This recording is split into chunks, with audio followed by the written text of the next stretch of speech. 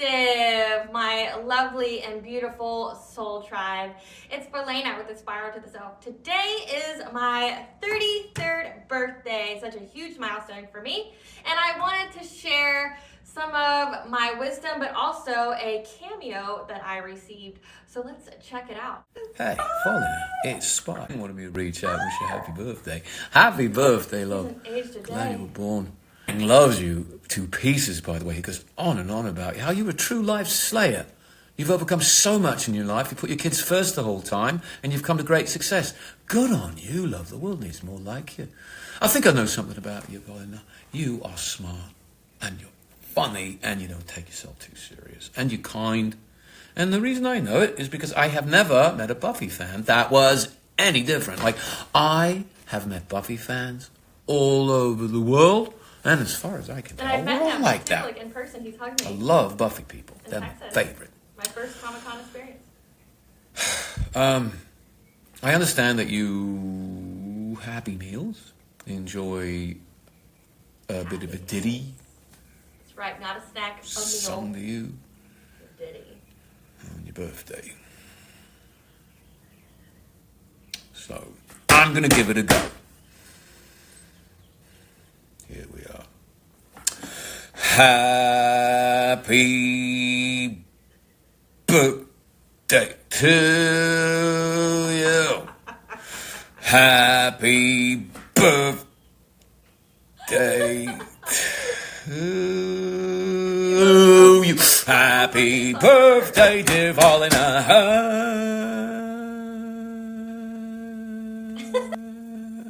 birthday to you. You and many more.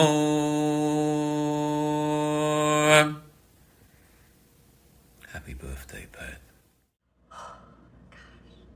That was wonderful. Like, it truly was. That man hasn't aged a day. Like, if they think that we need to watch out for Jennifer Aniston, no. This man hasn't aged a day. He still looks like Spike from the Buffy show. Like, no doubt. Yes, he does. And he's truly an amazing person. I love his character, but I also, like, admire the person who plays the character, okay? James Marsters is truly, like, a wonderful person. Like, he's raised a kid that wasn't his. I met him in person. It was my first Comic-Con. It was like a few months after I just gave birth to my first child. And, you know, it was my first month, so I wanted to dress up. Look at my pictures, they're cute. And, you know, he's not someone that takes advantage of his fans. Like, when you see how much he charges for, like, pictures and things like that, it's very reasonable. It's very affordable versus, like, others that will charge you, like, $300 a pop, things like that. No. And he was the most, like, selfless person. Like, when I met him, he saw my child, and he asked me very sincerely, like, how she was doing, how she was eating, if she was sleeping through the night. And I got, like, time to ask him one question, which was, like, his experience on Buffy and Angel, because I truly love those shows. Growing up, they helped me and taught me so much, you know. I truly resonated with the Buffy character, you know, especially, you know, in the scene where she had to turn her back on her whole family and her friends because she still had to do the right thing, right? And then same with Spike. Okay, love Spike. It had nothing to do with physical attraction or, you know, being aroused or anything by the character. I never viewed him that way. I love Spike because even though his beginnings were based off of manipulation and someone playing a cruel joke and trying to make him a victim, you know, him learning his own lessons and trials of self-love, self-worth, his own karmic lessons, right? That at the end of the day, he still chose to be better. He still chose to do better. Like, the guy went and got a soul. You know, like, because, you know, in the show, vampires don't have a soul. He went through the trials, the tribulations to get a soul, right? Like, so not only did he choose to be better, but he chose to be worthy of that gift, to not be damned to eternal damnation. He chose to literally go through these trials that would have killed him and be damned anyway. But he did it all because he was in love, you know, and how love conquers all, but then also because there was a prophecy written about him, or at least he believed so, and that he saved the world. And he didn't just save the world once, he saved the world several times, you know, because death is only the beginning, okay? Like, once you leave this meat suit, it's not the end, right? Like, your soul still carries on. And, like, I truly love, like, his character, but then, like, again, like, so his words mean something to me. I guess it's a long, drawn-out way to say, like, whoever you are that's this to me, thank you. Like, you know who you are. It means a lot coming from him, you know, but also you taking the time to tell someone that I admire my story and getting them to wish me a happy birthday and sing the most uncomfortable birthday song ever.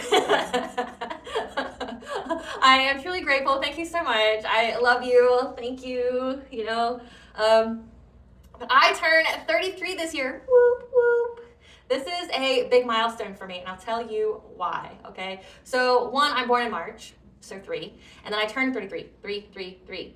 The ancient number for connection of mind, body, and soul alignment, okay? With the Pluto going in the sign of Aquarius for the next 16 years, and then you have Neptune going in the sign of Aries for the next 14 years, we're in a new cycle, a new era of revolutionary change, of spiritual evolution.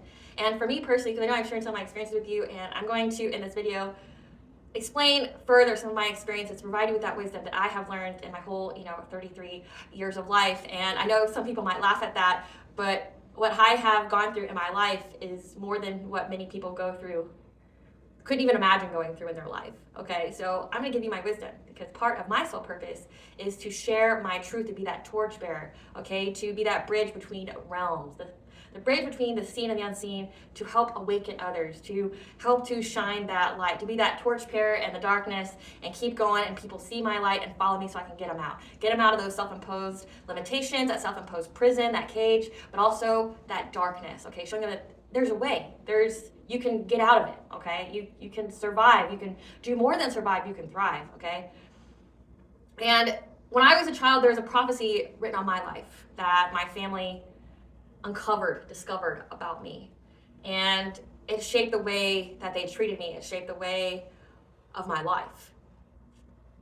They even went as far as getting birth charts and things on me as well to uncover more about me. So they knew how to ensure that the prophecy written on my life didn't come to pass. So again, part of the prophecy on my life is one, that I would be very successful, that, but also that I would shed truth, that I would be the torchbearer, that I would come with very rare but very strong intuitive abilities, and that I would also be a generational curse breaker and expose the darkness of my family, so that way those that come after me can heal. But also those who are born in the same generation or live on this earth with me will also be able to start healing for their own bloodlines. But here's the thing about the future. Here's the thing about prophecy. You can do everything that you think you're going to do to stop it, only to be doing everything that you need to do to make it come to pass. So being 33, I made it. Again, we have that North Node in Pisces, reconnecting to our intuition and being further into our soul purpose. I'm there. I made it. I've always had my intuitive abilities, but I've always had people try to suppress them or try to convince me that I was crazy. Again, the hilarity of it is that the same people that were trying to say that I was crazy or was on my head spent tens of thousands, if not hundreds of thousands of dollars to take it from me by witchcraft. So again, there's receipts, follow the money, as they say. There's receipts of this. If I was so crazy, if I was, so unhinged, then why did they spend all the money that they did? Why did they act so cruelly if I truly were insane, right? So I made it. And when I was a child, I had to learn about my abilities the hard way or on my own. Like, I had to learn about demons. I had to learn about spirits. Why? Because I had to fight them at an early age. At 16, I knew that somebody was trying to unalive me and or kidnap me. I knew that it was a man and his son. By son, I mean his son was either, I would say he'd be early adult, so like between 19 and 25. But a man and his son that was trying to kidnap me. But I also knew that somebody was trying to unalive me and that I didn't have a whole lot of time to live. But I also knew at 16 that I would be the divine counterpart. At the time, I didn't know what that was called. I didn't get that phrasing. But I knew that I essentially had some kind of prearranged marriage and what was expected of that marriage, what we would bring forth into this world, but also that people feared us and would try to stop us because of this marriage. A little bit of my teenage side rebelled against that because, I believed that I could do anything and that, I had the willpower, I had the determination. Why didn't my dreams matter? I couldn't handle having every bit of my life written for me and me not have really any choice. So that's the thing about having gifts of prophecy. You can see what's going to come to pass, but it doesn't change it. Now, your perception, your mentality on how you view things, but also the small, minute actions that you take can make the world of difference. Because you can think that you're trying to circumvent some kind of prophecy only to walk right into its hands, only to ensure that it is fulfilled. Again, like my family are one of those. They spent, like, if they'd taken every dollar that they spent to be part of my demise, to have their malicious way with me, they could have bought them a home, like a house for one of their children, for their lineage. They could have bought land. They could have had quite a sizable nest egg for retirement. Like, if they just invested in themselves instead of trying to be malicious, they would have had so much. But again, prophecy. It's like, you can think that you're running from it only to run into it. And that's exactly what I did, And even though I had the gifts to do things, and I still ended up trying to be in the moment, because that's one of the first lessons that you learn with being a seer, is to be in the moment. And that's one of the hardest lessons, because, say, when you first get awakened to your gifts and you start passing those tests, because to have these gifts, you pass a lot of tests. Like, I went through my own test of Job for 20 years. So God makes sure that you are worthy before he gives you any kind of gifts. And one of them would have made me lose my mind. I would have literally went insane if I didn't pass this test, which was being focused on the present moment instead of looking too far ahead. But also, you couldn't look to the past because you'd get lost there. If you looked in the past or in the future, you would get lost. So you had to live in the present moment. Because you would see, essentially, like, if I can give you a visual, I would see this whirlwind of all these possibilities, which are infinite. And if I tried to look, I would have made myself an anxiety mess. I would have had some kind of, like, mental breakdown because of what I would see and, how many possibilities there were, which they're infinite. And it's like, how do you predict things if there's infinite possibilities, right? So that's one of the lessons that you learn, is to be in the present moment and to make those conscientious decisions that shape your life for the better or worse, because it all depends on perception. It all depends on how you view things. So, like, say if I view things in a negative light, I would think that my life sucked, that, like, it was doomed, that I went through so much hardship, so much struggle. I would have never saw the beauty in any of it. But I did. I saw all the beauty in it, because I knew at an early age that somebody was trying to take my life. I made sure to live it, even when things didn't go my way. Like, I got my associate's degree because I got a scholarship, but, my family wouldn't invest in my future, wouldn't sign the FAFSA so I could invest in my future. They tried to delay me and stall me and in any and every kind of way. Like, they didn't try to rob me of what I had at that moment. They tried to rob me of my future as well. So, one would be devastated by that. You work so hard to go to college only to realize that you have all these barriers and blockers in the way that makes it where you can't. But I didn't let that stop me. I went and traveled everywhere. I did everything. Like, look at this map here. This is where I've been. Like, I've put my feet on the ground in all those places. I've hiked mountains. I've kayaked and went whitewater rafting on rivers, streams, lakes.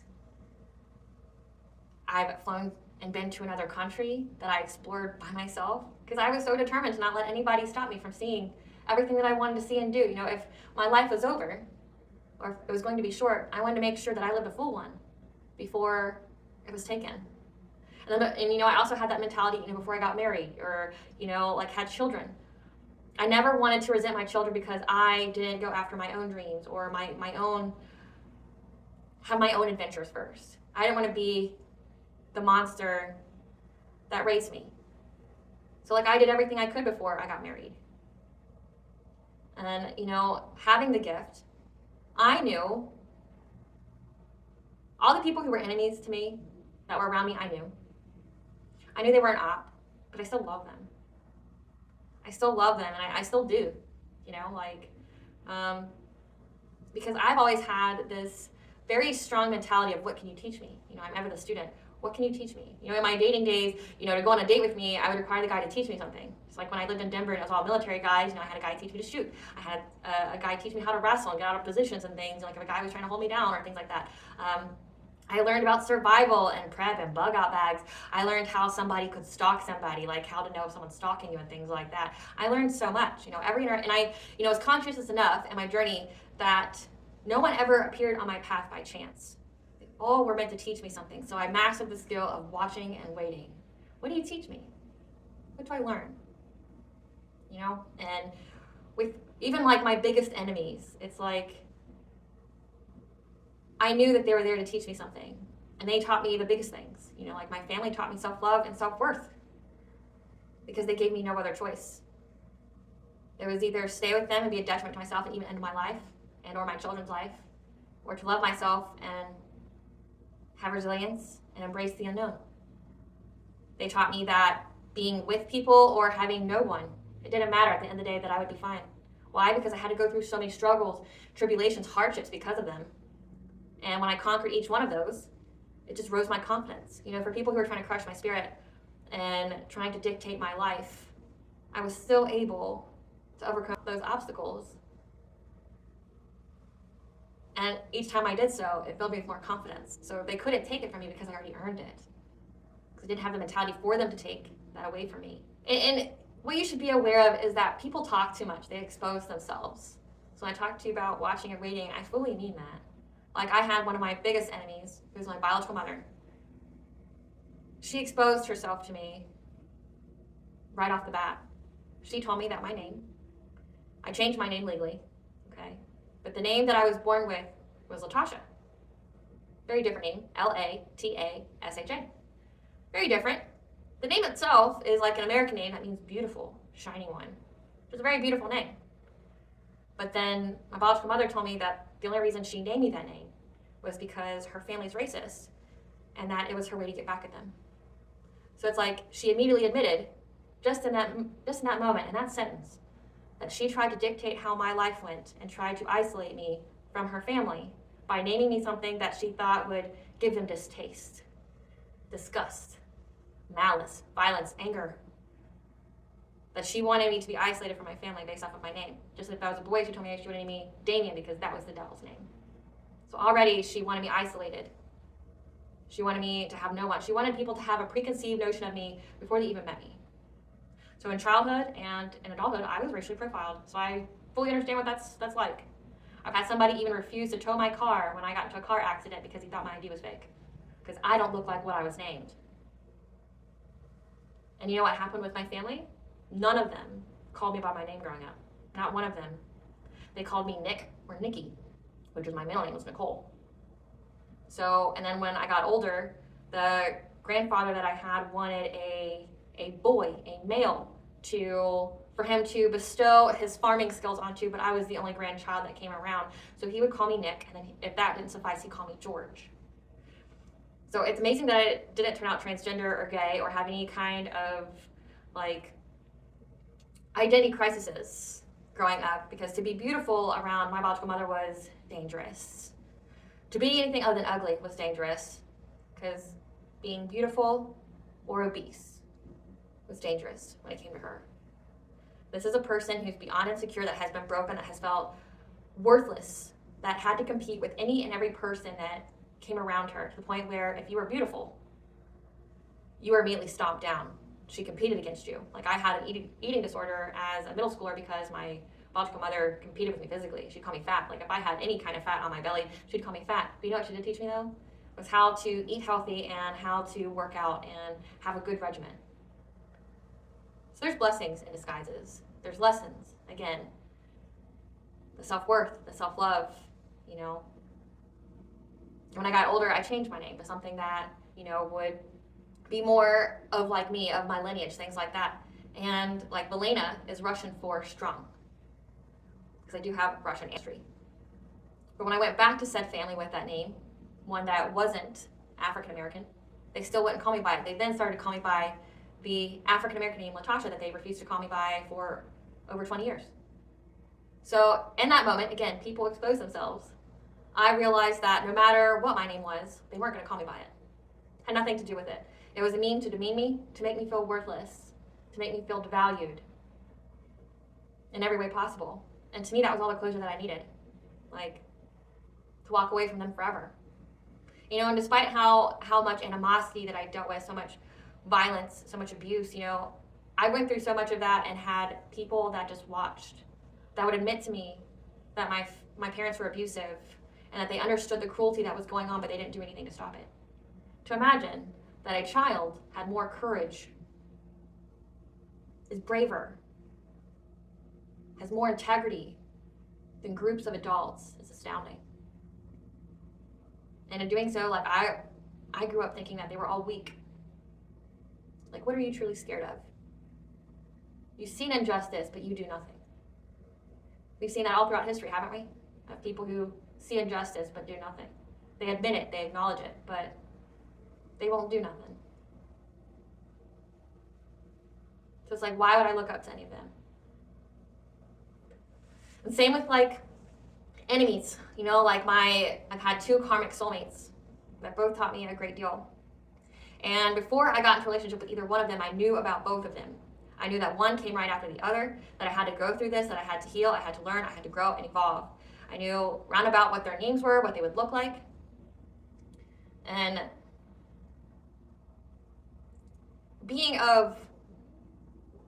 having an intuitive ability doesn't mean that I'm callous or cold or I'm manipulative. Like, yes, I can manipulate certain situations, but for the most part, because of how much I love them, I would try to give them choice. I would try to give them understanding. If seeing the future is a blessing, because you can't change it, but you can at least prepare. And in that moment, you can control your reactions. You can control your thoughts. That's the blessing. I tried to give that same blessing to them. You know, like say the first one, I knew that we broke up, but I didn't know why we broke up. So, you know, it comes down to choice. It comes down to thinking. I can choose to go down that rabbit hole. Well, why do we break up? What did he do to me? You know, like how does he betray me? Blah, blah, blah, blah, blah. Or I can view it as, I don't know in this moment, but I choose to love him until I do know. I choose to cherish this moment. And that's what I did. I cherished the last moments that I had with him before we broke up. And before we broke up, it was, I knew that I was going to be married to someone within the next year. I didn't know if it was going to be him or not, but if it was him, there's a lot of growth that he had to go through before we could reunite. So first I gave him the choice, knowing that he would reject me. It's like, hey, I want to be more than what we are. We've been together for X amount of years. Do you want to get married? And he told me no. He wasn't ready. And I was like, I knew that, so like I'm not heartbroken by it, but I didn't want to be my gift to be a finality to him. I didn't want to take away all of his choice. Like, well, it was prophecy that we broke up, so we got to break up, and then like him not know why or having closure. In this instance, he felt like he was in control. And in that moment, he was. Control of his life, I was in control of mine. Same with the karmic soulmate number 2. I knew that he betrayed me. I knew that, you know, there's a lot of dishonesty and manipulation and glamour magic and love spells and come to me spells, binding spells. I knew all of that before he and I broke up. I mean, we never truly ever dated, but I learned a lot from him. Honestly, like, based off of how that man attacked me afterwards, it was like where I went to school when it came to witchcraft and protective magic and how to cleanse my energy and to hone in on my abilities. That was like what he taught me, was how to truly hone in on my abilities. He didn't know that. That wasn't, you know, like I knew right before we broke up or separated that he would betray me. We would have sex together, but he would betray me in some kind of way. I knew it would hurt my feelings. So I already knew that going into it. I knew it would be great. It wouldn't be mind-blowing or anything. But I did it, and then you choose another female over me. And I was like, oh, okay. I know you're not my in person, so I'm not upset about it. Like, okay, I learned a lesson. I understand. Okay, this is a closed chapter. This is an end of a cycle with us. Okay, I accept that. And it's like, okay, well, I wish you and your other person the best, but I'm not going to be part of it because this is a disrespect to me, though. Because like how you handled this whole situation was a complete and utter disrespect to me, you know. And it's like, wish you both the best, but I don't want shit to do with you ever again. Okay, that man attacked me so hard. Him and the girl he got with attacked me so hard, and I never even met the girl. You know, like I knew of her. As in, like, they dated before us, or at least that's what he said, you know, like, oh, you know, we broke up, then I've been single for 2 years, I felt bad for her because she has some kind of disability, blah, blah, blah, blah, blah. I don't care, you know, like, we weren't exclusive, we weren't serious, it didn't matter to me, right? I don't need your whole fucking life story, but, you know, for me to never even meet you, and you to be that hostile towards me, it made no sense. You know, especially since I wasn't a homewrecker, I wasn't trying to come back. I truly accepted that goodbye. That was the closure I needed, that disrespect. Like, okay, well, you disrespected me, so that's the end of us, you know? But I showed that man such love, such care. And, you know, because he tried to come back later on for me when I got with my twin flame, my divine counterpart. He tried to weasel his way back in. So I've had the whole false twin flame experience. where, he would try, he knew that somebody sent witchcraft on him. Like someone cursed him. And he asked me if I did, and I was like, no, because like you're not worth destroying my life for. Because if you curse anyone, you destroy your own life. So like, no, you or no one else on this planet is worth destroying my own life for. So no, I didn't curse you. I don't give a fuck about you enough to curse you to begin with. But no, it's not worth ruining my life over, right? But I told him because I knew the future for him and that energy. It was like you have an entity attachment on you that was placed on you by somebody that you're close to, and that you're going to be alone. You're going to lose all your friends. And it's actually a blessing for you because the people that you are around aren't your friends, they're your ops, they're opportunists. They're not loyal to you, they do not like you. And they will betray you at any given opportunity. But when you are alone, that's when answers will be provided to you. I gave him what he needed, that he was being literally cursed and had magic on him, had an entity attached to him because the girl he got with put it on him, but also the friends he had were also doing. What we wish for others is only what we ever wish for ourselves. If you are an op, if you are a betrayer, if you emit that kind of energy, then you're going to have that reflected back to you. Like if you're out here manipulating people, you're trying to be some kind of con artist or things like that, it's going to happen to you. So the fact that he was doing all that witchcraft onto me meant that he attracted the same kind of people that would do it to him. It's like I've predicted so much, and it's like my higher self told all these people, like, put your game face on. Be a true adversary. Teach me a little something. Make me worthy to wear the crown. Make me worthy of this gift. And in doing so, they did. So if they're watching me right now, here's my message to you. Thank you. Thank you so much. We each come here with karmic lessons that we have to learn, which means I learn from you, but also you learn from me. I have learned a lesson that you have given me, which is a huge honor because if you truly understand what it means that, these people hated me from the moment I was born because some prophecy they got. These souls, before they were born into this world, said that there was no other who could awaken them, that could make them want to break out of their self-imposed cage, their limitations, and that darkness that they were in. That there's no one else that could do that job but me. Did you think, like, they hate you because your light irritates their demons? They hate you because you shine? They hate you because, like, you love and you love so unconditionally? I've had people tell me that, like, you're just nice, or why are you, you're so loving, or, like, people have hated me for loving them, or people have hated me from showing them acts of kindness. Again, like, all these people who've betrayed me, it's like I've always showed them kindness. I've always done right by them, even when they didn't. And I knew that they didn't. I've always done right.